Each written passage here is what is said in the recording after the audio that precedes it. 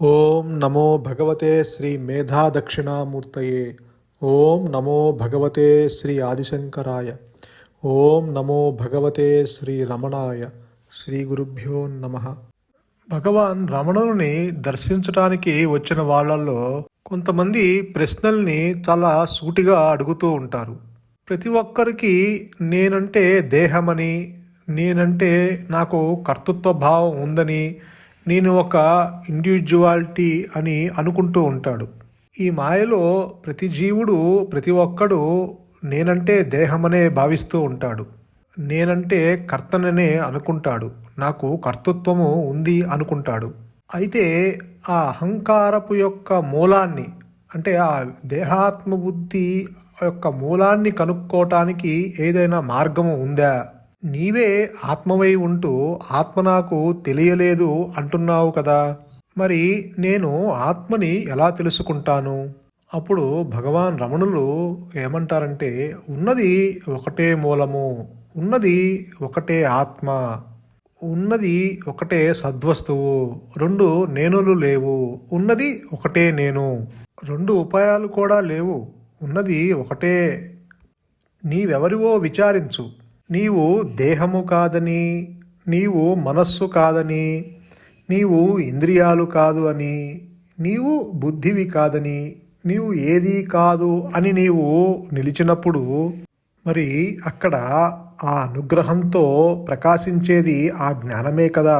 నీవు ఏ ఆలోచనలు లేని స్థితిలో నిలిచినప్పుడు ఆ గురువు యొక్క అనుగ్రహంతో, ఆ మౌనము యొక్క అనుగ్రహంతో అక్కడ మిగిలి ప్రకాశించేది ఆ ఇరుకే కదా, ఆత్మే కదా అక్కడ ప్రకాశించేది.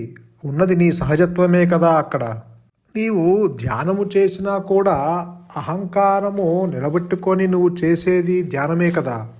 అంటే అహంకారంతో చేసేదే కదా ఈ ధ్యానము కూడా. అహంకారము ఉంటుంది, ఈ ధ్యానము ఉన్నది. నిజానికి ధ్యానం చేసేవానికి, అంటే ఏదో ఒక దానిని ధ్యానం చేసేవానికి, ఆత్మవిచారం అనుసరించేవానికి లక్ష్యము ఒక్కటే, అది మనోనిశ్చలత. ఒకరికి ధ్యానం వల్ల, మరొకరికి జ్ఞానం వల్ల లభించవచ్చు. ఒకరు దేనినో సాధించాలని యత్నిస్తే రెండవ వారు ఆ యత్నించే దెవరని అన్వేషిస్తారు. మొదటి వానికి ఆత్మజ్ఞానం కలుగుతుంది, కానీ ఎక్కువ కాలం పడుతుంది అంటున్నారు భగవాన్. ఆత్మవిచారణే ఎక్కువగా దృఢంగా బలపరుస్తూ ఉంటారు భగవాన్. ఆత్మవిచారణలో నీవు అహంకారాన్ని వెతుకుతూ దాని మూలం చేరేసరికి అది తల్లక్రిందులుగా పడిపోతుంది, అది ఉండదు. అనుగ్రహం చేత ఆత్మే ప్రకాశిస్తుంది అంటారు భగవాన్. ఇదే సరి అయినది, సూటి మార్గము అంటారు. నీవు ఆలోచనలు లేని మనస్సుని ఏర్పరచుకున్నప్పుడు, నీవు అంతర్ముఖం అయినప్పుడు ఈ అహంకారము తల్లక్రిందులుగా పడిపోయి అనుగ్రహంతో ఆత్మ సాక్షాత్కరిస్తుంది. ఇక్కడ అనుగ్రహము అంటే ఆత్మే, నీ ఆత్మే నీ అనుగ్రహము. అనుగ్రహము బయట నుంచి రాదు, బయట నుంచి వచ్చేది అనుగ్రహం కాదు. అనుగ్రహం అంటే గురువే, నీ ఆత్మే నీ గురువు. ఏదైతే ఉన్నదో ఎరుక, అదే అనుగ్రహము. ఈ అనుగ్రహము లేకుండా ఈ మాయ నిలవలేదు. సృష్టి కానీ, ద్వైతము కానీ, జనన మరణాలు కానీ ఇవన్నీ ఎక్కడుంటాయి? ఉండవు కదా. ఆ అనుగ్రహంతోనే ఇవి మనుగడ సాగిస్తున్నాయి. కాబట్టి ఇక్కడ మార్గం అంటూ ఏమీ లేదు, సాధించవలసిందంటూ ఏమీ లేదు. నీవుగా నిలిచి ఉండటానికి మార్గం ఏమిటి అని అంటుంటారు భగవాన్. అందుకే ఊరక ఉండు అంటారు. అంటే వృత్తిరాహిత్యమైన మనస్సు అది మూలంలోనే ఉంటుంది. నీ కర్తవ్యం ఉండటమే, ఇదిగా అదిగా ఉండటం కాదు. నేనైన నేను అన్నది వాస్తవాన్నంతా చెబుతుంది. నిశ్చలంగా ఉండు అనేదే పద్ధతి. నిశ్చలత అంటే ఏమిటి? నీ అహంకారాన్ని ధ్వంసం చేసుకోవటం అన్నమాట. ఏ రూపమైనా, ఏ నామమైనా చిక్కుని తెచ్చిపెడుతుంది.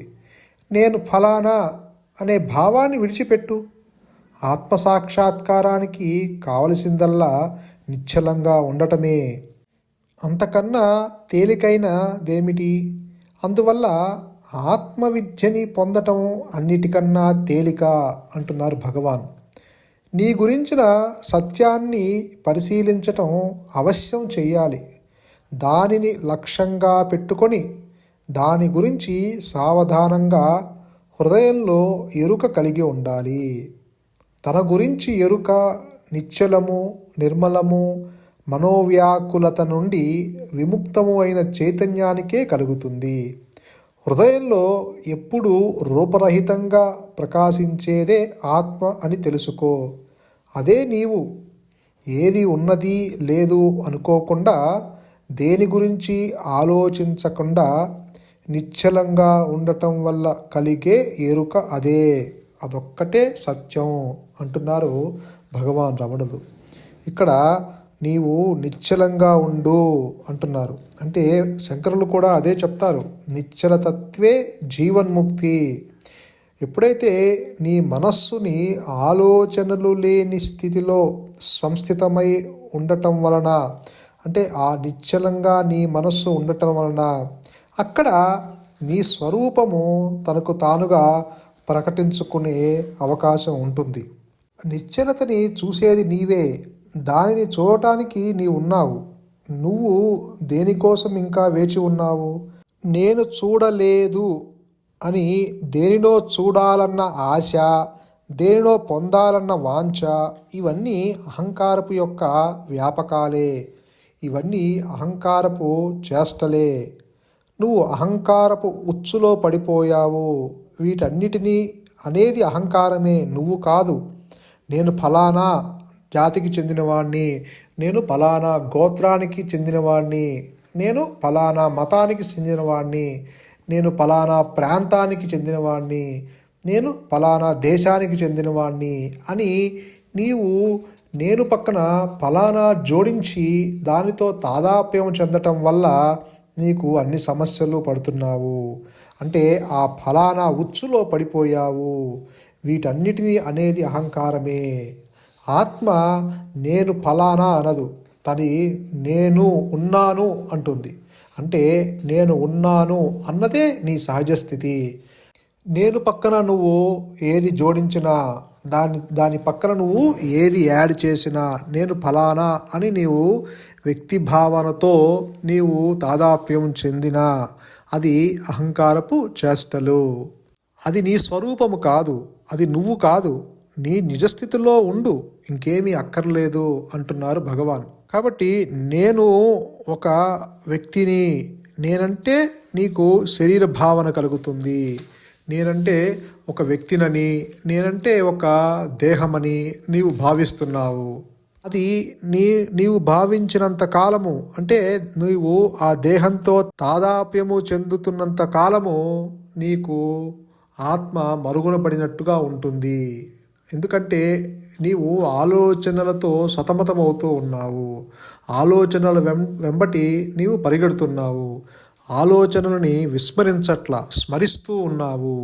కాబట్టి నీవు ఆలోచనలను స్మరించటం వల్ల అవిచారం ఏర్పడింది.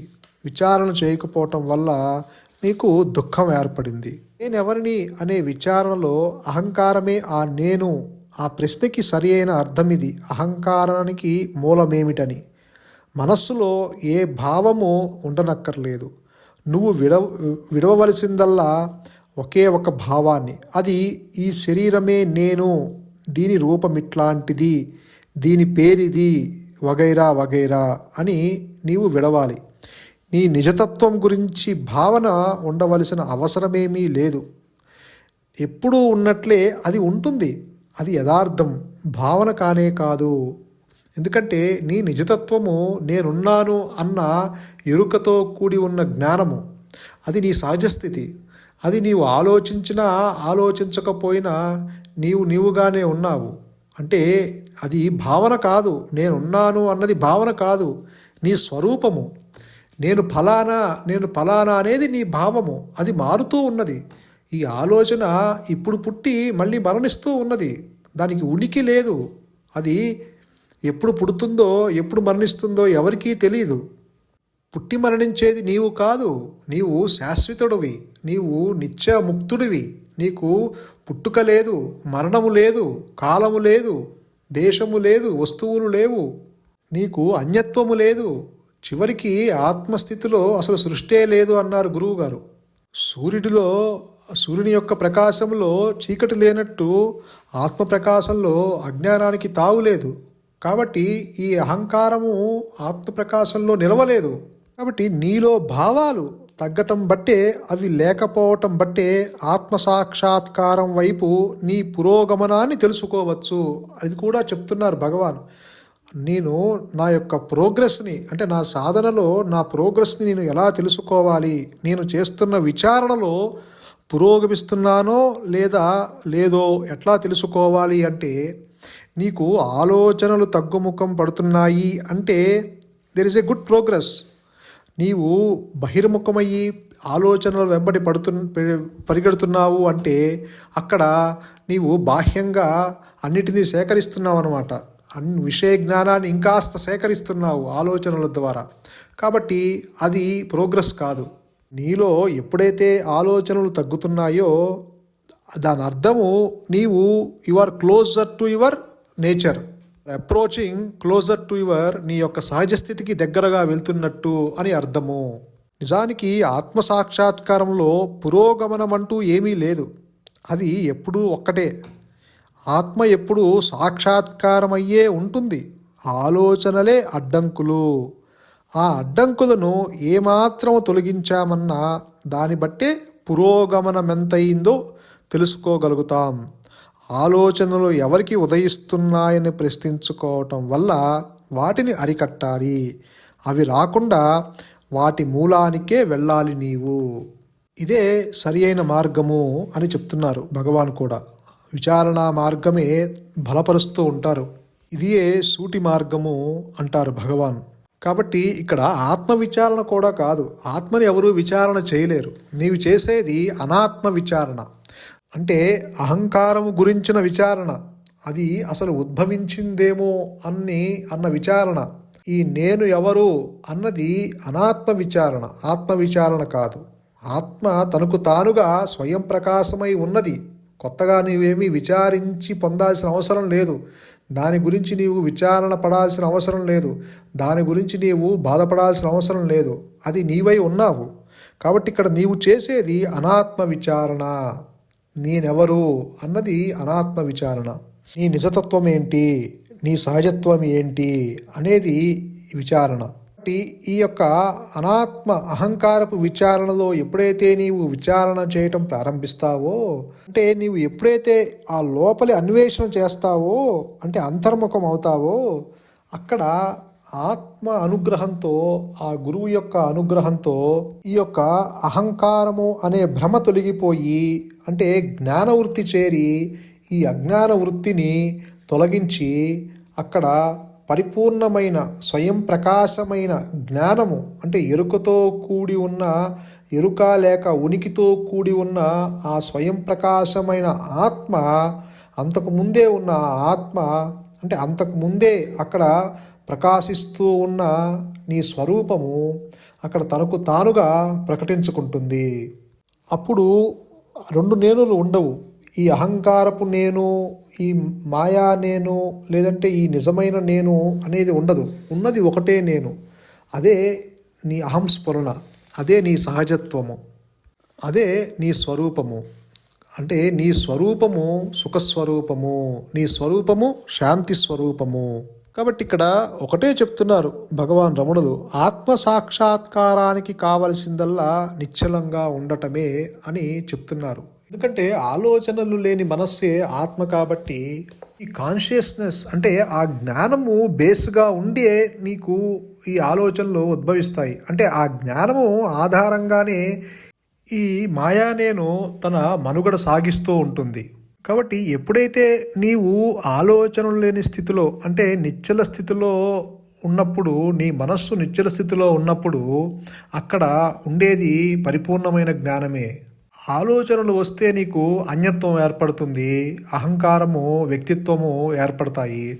ఆలోచనలు లేని స్థితిలో అది తనకు తానుగా ఉంటుంది. కాబట్టి నీవు చేయవలసిందల్లా నిశ్చలమైన మనస్సుని, ప్రశాంతమైన మనస్సుని, నిర్మలమైన మనస్సుని, కోమలమైన మనస్సుని ఏర్పరచుకుంటమే అంటున్నారు భగవాన్. సంతోషం. మౌనమే శరణ్యం. మౌనమే నీ సహజత్వం. ధన్యోస్మి.